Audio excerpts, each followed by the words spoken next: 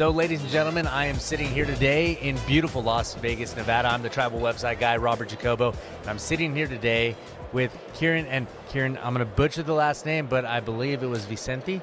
Yes, Kirin Vicente. I got it. Almost. I was like 87, 90% of the way there. Yeah, you were like That an works. A minus. Yeah, there we go.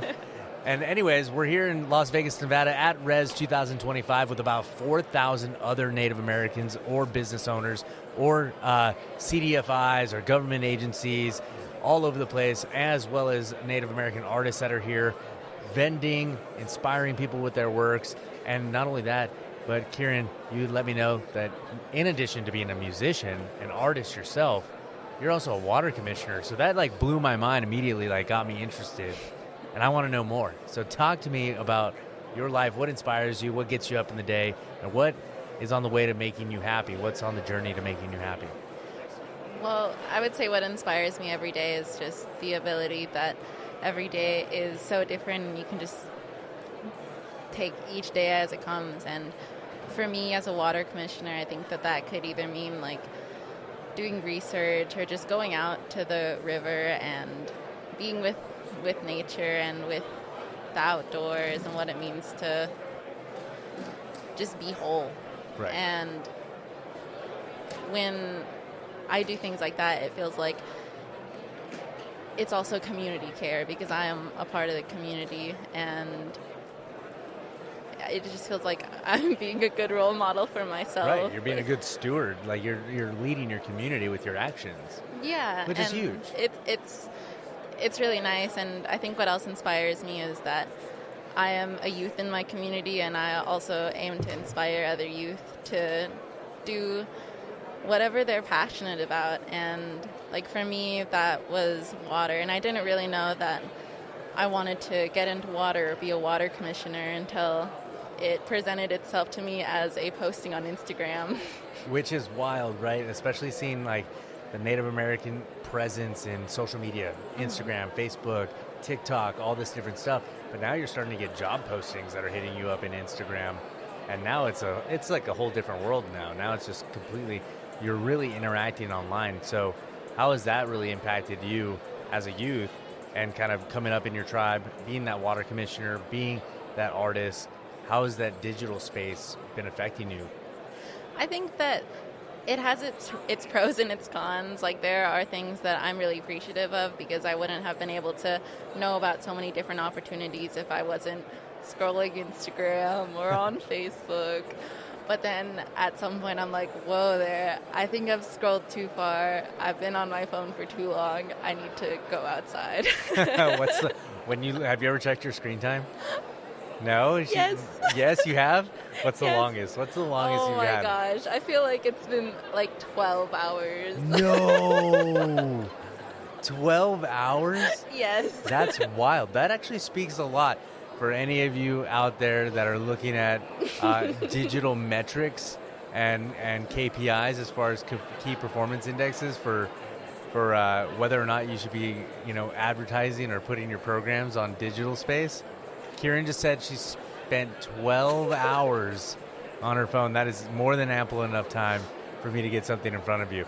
But it's really inspiring, though, to be able to know and understand that your tribe, for instance, had a digital footprint and a digital foothold to where they could put that advertisement out there, get your attention, and now they have somebody that's influential in that space that's going to be able to do good.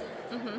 Yeah, and I think that the thing that sold me is that it was like, you have to be over 21 years of age. And my birthday was at the end of that week. And I was like, oh my gosh, I'm going to be turning 21. And so I was like, well, I might as well apply. Yeah, might as well apply. And that's great because a lot of young people, sometimes they'll get like in situations where they get discouraged. Like, It's like, I'm 21, what do I know? And you're sitting here, I didn't know anything. You're like, I'm 21 and I'm going for it. Yeah, I'm taking the shot. I was like, well, I don't know much, but I know that like what I feel is that I want to do good for the world. I want to do good for other people, and I want to do good to protect the land and our water. And I felt like that was enough. Yeah. And apparently it is, because I've been able to go to many different events, like the Colorado River Water Users Association meeting in Las Vegas, and I got to speak both of the times that I've been there on a large scale about tribal water, which was something that, as I said, it wasn't able to be done before, but it was able to be done before, but they just didn't invite people to speak on behalf of tribal water, and which is just crazy. Yeah. That it feels like there's a big shift that's coming in the near future where there's going to be more tribal inclusion for these things because people are finally listening, or we're finally getting the platform to speak on these issues. Right. And I even got to go to Sweden, and I spoke at World Water Week. That's amazing. Tell me about that experience. What was it like going over there as a representative of your tribe and a representative of yourself? Just thinking about it, right? Like, minus the tribe for a second. It's about you. You're breaking through barriers, breaking through ceilings, and it's like you're doing remarkable things. Tell me more about this Sweden trip. I don't even know how it fell into my hands. It was just, it was talking about green colonialism, and that's something that I'm passionate about because there's a lot of things that are like, oh, your tribe should invest in solar, or like we should do clean green hydrogen, and that's just greenwashing. Like, you see jeans and they're like, oh, they're made with 50% less water, blah, blah, blah, but it's still coming from fast fashion, or these extractive industries are still going to be using water in some way. Yeah. But they're not exactly going to tell you that they're still extracting. They're just going to pose it as like, oh, we're doing this better than it was before, but it's still not really that good. And just being able to go to Sweden and interact with the indigenous people of Sweden as well, the Sami people, it was really eye-opening to get perspectives from like people from Sweden, and then also other indigenous people who were invited. It was an indigenous youth panel, right? And so just getting to meet so many people who are doing good for their community is really just so inspiring. And that was the main thing that I was just so grateful to have. That platform is to meet other people, and then to also have the capacity to inspire a room of people who come from all over for the sake of water. Yeah. And water is a huge thing. I mean, 65% of our planet, or 70% of our planet is water, right? And it's like, you don't realize that you're only living on 30% of it, and you don't even realize even more than that you're living on like a speck of dirt in regards to like the entire planet. And so protecting water, from what I can see, is like, water is life. Water is like, if we don't have water, then we may as well not even exist. Mm-hmm. So we have to protect that fundamental resource pretty much at all costs. At all costs. Yeah. And that's one of the reasons why I was so sure of myself with applying for a water commissioner, is because that's how I feel in my heart, is that we just have, it's a resource right, to be protected, but it's not just a resource. It gives life. It's so much more than just a resource. So what were some of the big things that you learned when you went over to that conference in Sweden? Like, was there anything that you were able to see that you were like, we got to bring this back? Inspired youth. Nice. And that was only a small segment of the whole conference, was this Indigenous youth panel. But that was where I saw that there was the most productive things going on in their own communities, and it was just individuals or like small groups of people who were doing really good work, but doing a lot of good work with just what they have. And that's one of the things that was most inspiring to me, was just that people have power. Yeah. And even if you're just an individual, you have power to make change, to do good, even if it's just a small thing that you do in the day. Like, even when I'm here at Res, just coming over to people with a happy attitude and right, trying to spread that joy, and like, we're all here because we want to make a difference. Yeah, we want to make a difference. So I mean, what you just kind of stated was a little loaded for the most part. Is that like you're looking at everybody wants to make a difference and stuff like that. Was there anything in Sweden, or I mean, you have the Inspired Youth, right? Was there anything in Sweden that just kind of like flipped the light bulb on for you to realize that you're more than just you, but you're like a part of something bigger?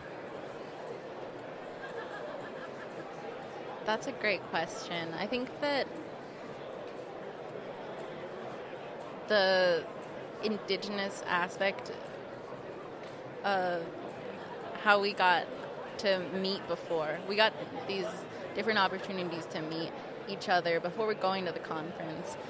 And we just got to share stories. And I think that anytime that you get to share your own story or share where you come from, share your own language, it's really powerful. And even being, like, that could have happened here. Yeah. That could have happened anywhere else in the world, but it just so happened to happen in Sweden at some fancy place where we're eating. There you go. It leaves reindeer. You inspired. I mean, you're feeding reindeer. I want to see a reindeer. I've never seen. Reindeer. Oh, you ate reindeer? Yeah, we had a little. Okay. I tried it. Was it good? It was smoky. Was it delicious though? It was pretty good. Yeah, I mean, if it's good, I can't. It's not like it's bad. I'm not. So, what are the other things? Like, as far as you being a musician, what is it, the instruments that you play? What do you dabble in? Or like, and how have you actually kind of patched that together with your activism when it comes to protecting water? I sing, and I also play the singing saw. So if you know what is that? A regular saw that you use to cut wood, yeah, I bend it, and I use a violin bow, and I make a cool noise. It's like, woo. Okay. So the more you bend it, the higher pitched it goes, and the less you bend it, the lower. And so if you move it around, it'll like make a vibrating sound. I wish we had a saw. I'm gonna find a guy with a saw and see if that's a possibility. Oh yeah, I bet somebody has a saw. Yeah, somebody's got to have a saw here. So go to your local thrift store, you'll probably find a saw. Oh yeah, easily. And I think that is part of what I do, because like everyone hears a saw and they're like, what is that? And that's kind of the same sentiment that I go into places where people don't really know that much about tribal water, especially within the Colorado River Basin, is that like it's different. Yeah. And it's something that you want to talk about. Right. And that's kind of the same thing that I'm bringing to both worlds, is that like this is a tool that can be used for many other things, but I'm using it for something totally different. And that's like the same thing. Like art has the ability to change people, and people change the world. Right. And the music that me and my fiance do, he's the songwriter. I write my own songs, but right now we're releasing his album. Okay. And I sing and I play the singing saw on it. And the message of the music is just, it's for good. It's like unification, and it has people singing like, water, water. And so like you get the interaction of like somebody singing on stage and then getting people to sing in the audience, and it's just so connected in every single way. That's pretty cool. Where are you guys going to be releasing the album? We will have our release show at the Launchpad on April 26th, and I think we'll be releasing the album on April 25th. Okay. Yeah, but we have a few singles out right now. Nice. And it's under Sage Lacapa. Spell it out. SAGELACAPA. Ooh, she's got it down. That was so crisp. That was almost like watching a like an ASMR video. Right.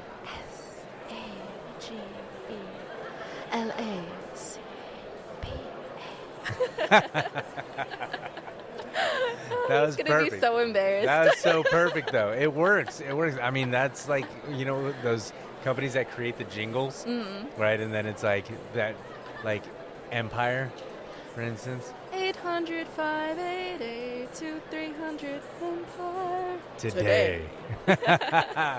Yeah, everybody knows those jingles, so that's the thing. Is like, if And you we want to get into in. jingle making, so if anybody needs a jingle, you know where to find us. I mean, the singing saw.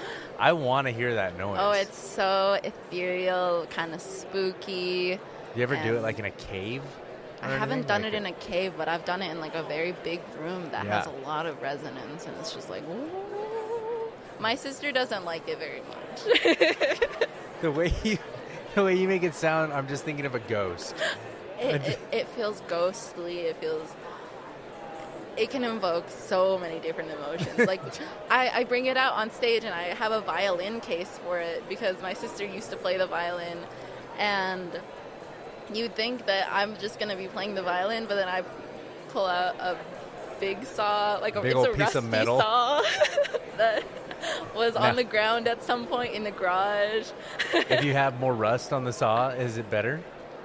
I think that the more character it has, the more authentic it sounds. Yeah, I would think so too.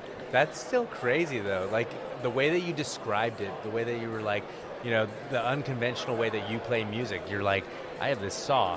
No one ever thinks about using a saw for this. And then to take that and take that same attitude and say, well, I'm going to be the water commissioner, and I'm going to go ahead and I'm going to actually change how people are viewing water, especially in the Colorado River Basin. And being, because you're 21 now? I'm 23. You're 23 now? Okay, so even being in your early 20s and then going to these conferences and stuff, I'm sure you're the most inspiring person in the room.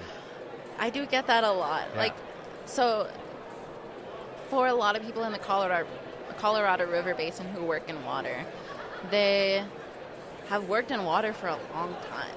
And it's not often that you see fresh faces, and there's a lot of advocacy for like, oh, we need to bring in the next generation of leaders, but there's not much in the way of actually doing that because it's hard to do that if you don't know youth, to bring in other youth or ways to tap into that world. And I think that just having this fresh face there you go, and the way that I talk about things when I'm on these platforms, like at CRUA, speaking during the Upper Colorado River Commission meetings, I speak from a very artful way. It feels poetic because the emotions that I want to convey are for the purpose of getting people to care about the water as so much more than just a resource. Right.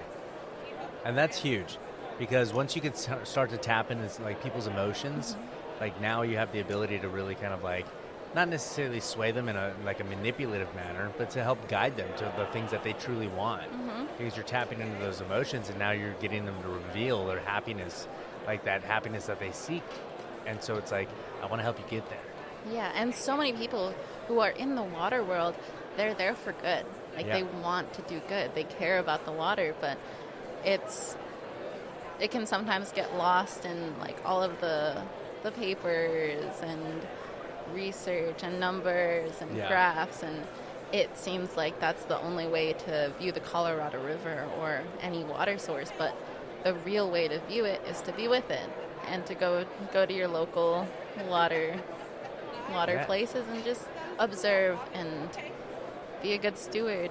Pick up some trash. Right, pick up some trash, kind of be a good steward, get out there, clean your waterways, look at water cleaning projects and stuff, learn how to fund the different programs that are helping, instead of just being like, oh, I just give my money to this and it does it for me. Like actually go and like visit these places. So as far as like being a young person, right, especially in the world of water, right, trust me, I was there. I used to be the workforce development director for the Fort Mojave Indian Tribe, and I used to go to the 19 Tribal Nations workforce development meetings all the time. And every time I go there, and I was 23 at the time, and every time I'd go there, I'd be the youngest person in the room by a minimum of like 20 years. Like that was like the youngest person next to me. Like, and I'm just like, the way that you're taking it, like, definitely much more inspiring than what I had left. Like I was like this go get it, but then like I'm shooting from the hip. It seems like you have a lot more of a formulaic way that you're looking at things, in a way of capturing people's emotions and really listening to them and understanding them. And where when I was young, I was a lot less like compromising. It seems like you're a lot more empathetic to hearing people's stories and learning about where they come from, learning about how they utilize the water, their artistry, the poetic justice that comes with that water, and kind of going from there. Yeah, definitely. I think that it's so important to just listen to people because, like, we all have our own stories to tell. We make decisions based on our past and just everything that's come before us, and it's important to get to know people as more than just the person who you see in front of you today. Right. And I think that people have a lot to share with the world. So what do you think the next generation, especially within the digital landscape, what do you think the next generation is going to do as far as leveraging all the tools that they have in order to make this place a better world for water or for artists? I think that the digital landscape, social media and everything, it leaves a lot of opportunity for connection. Like, I went to the Native Youth Leading with Vision session earlier at Res, and it was the Unity 25 under 25 leaders, and I connected with them on Instagram, and that's one of the ways to share like what the things that you're doing, keep up to date, and also feel inspired because like those are people who are in my age range, they're native, they're doing good things, and it's just all inspiring. And so that's one of the ways to utilize the new era of doing things. Yeah, being able to connect with people, because connection really harbors a lot of solution, right? And what I noticed is that when I went to college, it was like we would go through these international business classes and we would create projects, right? The teacher would be like, create a business, and whoever's got the best business wins. And then you create the business, you do a massive presentation on it, but then you get like the A or the B, and then you sock it away in a drawer. Oh, yeah. And you're like, why did I ever not just start that business? Exactly. That's actually one of the reasons why I took a pause from school, is because I felt like the things that I was doing in my education, I was going to UNM, and I just felt like so many of the things that I was learning I was not able to put into practice. And so that's why I decided to step away from academia for a while, because I have things that I am really passionate about doing, like growing a record label, Resin Rowdy Records, and putting out music and doing the promotion with that, and also like water stuff. So that's one of the ways that I have decided where to put my time and effort. Yeah. Instead of just a project that will just go. So speaking of that project, right? Resin Rowdy Records, tell me more about that. Like how did it start? Inspiration behind it? I want to know. We watched Rumble, the Indians Who Rock the World. It's a documentary, and it's talking about how Native people shaped the rock world, or just music in general. And it talks about Jesse Ed Davis, who was a famous guitarist and just incredible, so inspiring. His music is just great. He was just an amazing guitarist, left too early, and then like Link Ray and just so many other Native musicians, and that was so inspiring. We were in college at the time, me and Sage, and after that I was like, we can do this. We can totally do this. Because when I was younger, I didn't think that I could be a musician because I didn't see any other Native musicians who I knew of who were famous. And since I was a kid, I had always wanted to like do music. I loved watching Hannah Montana. There you go. Thank you, Miley Cyrus. You're inspired a genius. Inspired a genius who came in like a wrecking ball into the Water Commission. I loved singing in the car at the top of my lungs, and I guess that kind of just went away. I did choir throughout school, but that was just kind of in its own bubble, and I thought that was the only way to do it. And then getting to watch this documentary, and you see the natives who were doing it and who continue to do it, and I was like, we got this. We totally can do this. We have good music, and I want to inspire like little me or another young native youth, to native let them girl, know that it's native possible. Guy, native right. they. It's like yeah, you want, because it's like a lot of people don't understand how important, how so critical it is to have those heroes, to be able to have somebody to look up to be like, they did do it. You can do it. I know it's possible. Because there's so many people that'll point and be like, oh, just trust, just put it into your imagination as much as possible. But sometimes it's hard to like go after the imagination. Yeah. But like when you see that someone's actually done it and you're like, I got this.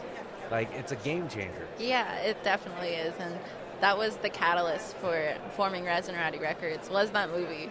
Nice. After that, we dropped out of school. And how's it been doing so far? It's been doing pretty good. Yeah? We're going to be releasing our album, and we made some great music, and we're going to be recording some more music in this upcoming year as well. And I'll also be releasing some of my own music as well. Okay, cool. And so, Resin Rowdy Records, is that your primary then? That's your main focus, or is it mainly the Water Commission?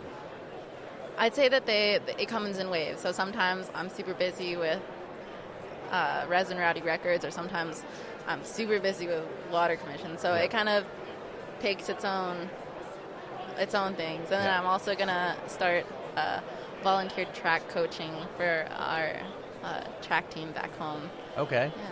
Where's back home? Dulce, New Mexico, on the Hickory Apache Nation. Nice. Mine's only an hour and a half away. We traveled Nice. 9 hours. Yeah, that is wild. I-40 the whole way? No, Or- we went up through northern Arizona, through Navajo. Okay. Got it.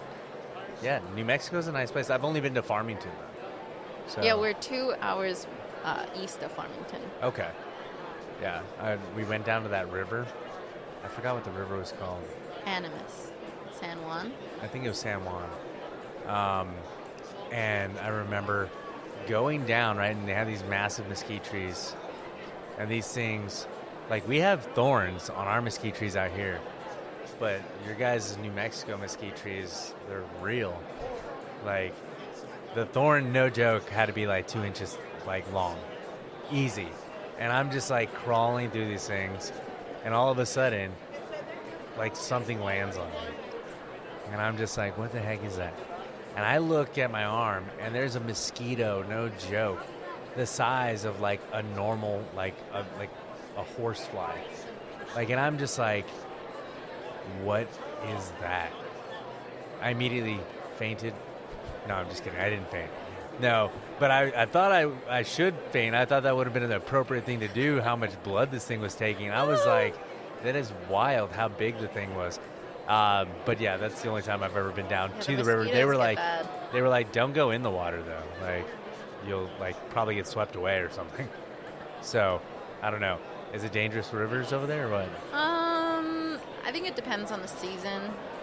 Yeah, and I guess you're not always too sure about what has been put into the river upstream. Ooh, what's the deal there? I think in the maybe like 5 plus, around 5 years ago. No, wait, it's 2025. Oh, maybe longer than 5 years ago. There was like some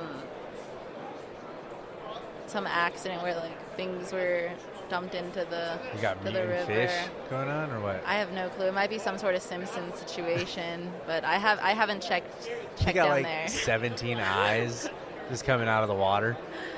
That'd be intense. Yeah. So, I mean, so your tribe is based out of New Mexico. Yes. Okay. And so the Colorado River water basin, then, how far out does that go? Or do you travel this way because, like, is there a certain relevance to your tribe off of this basin? Or is it just that big? Or Oh, yes, the Colorado River Basin is huge. So it expands 7 states. Okay. So there's Wyoming, Utah, Colorado, New Mexico, Arizona, Nevada, and California. wow. So that's everybody who relies on the Colorado River. Not like all of California, not all of Nevada, but many parts. What's your biggest fight when it comes to that?